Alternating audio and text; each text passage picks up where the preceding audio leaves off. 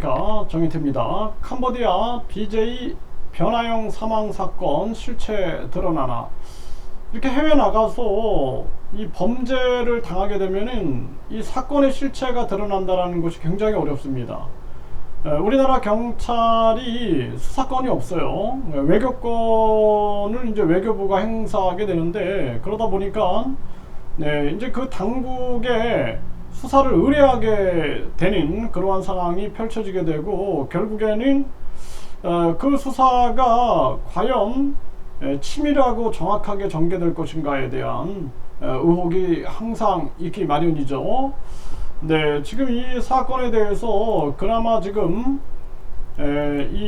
그것이 알고 싶다에서 관심을 가지고 계속해서 이걸 추적을 하고 있는 상황인데요.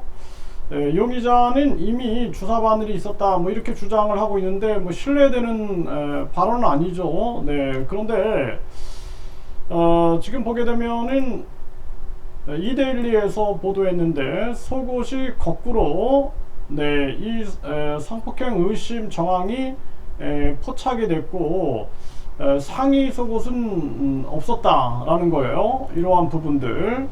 네, 그래서 속옷이 거꾸로 있었기 때문에 이러한 측면들이 충분히 의심이 될 수밖에 없는 그러한 정황이다, 이렇게 생각을 하게 되고요.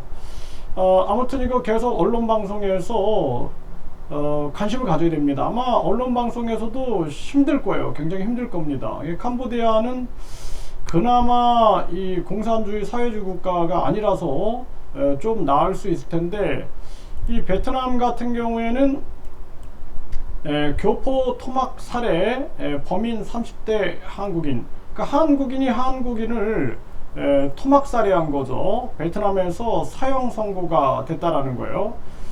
이거 굉장히, 이런 사건들이 수시로 일어납니다. 또 여기 지금 호찌민 인민법원에도 보면은 교민 가정 살해 한국인의 사형 선고, 한국인들끼리도 서로 이렇게 사건들이 터지게 되는 거예요.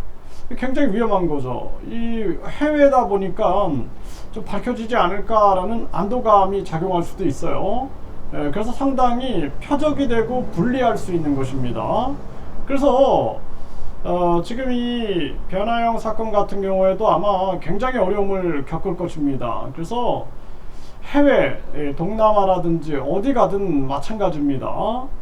굉장히 위험하고, 사건 사고가 터지게 되면은 한국처럼 우리가 고소고발이 뭐 자유롭게 언어가 되니까 되는 게 아니라, 여기서는 상당히 많은 제약을 받게 되고, 밝히는 것도 굉장히 어려운 거죠. 유족들 같은 경우에도 뭐 수시로 갈 수 있겠습니까? 지금 이 사건 같은 경우에도 유족이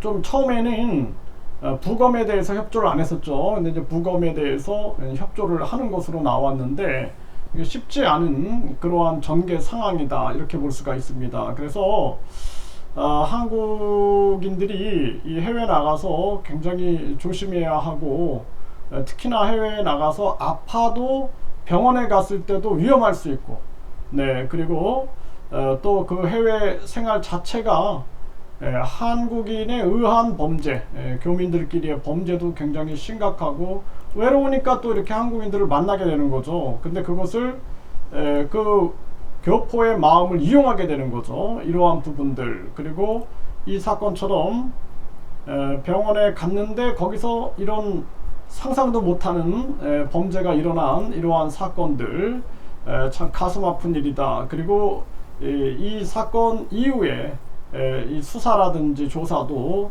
쉽지 않은 그러한 정황, 이런 것들을 종합적으로 잘 생각을 하셔야 된다, 이렇게 말씀을 드립니다.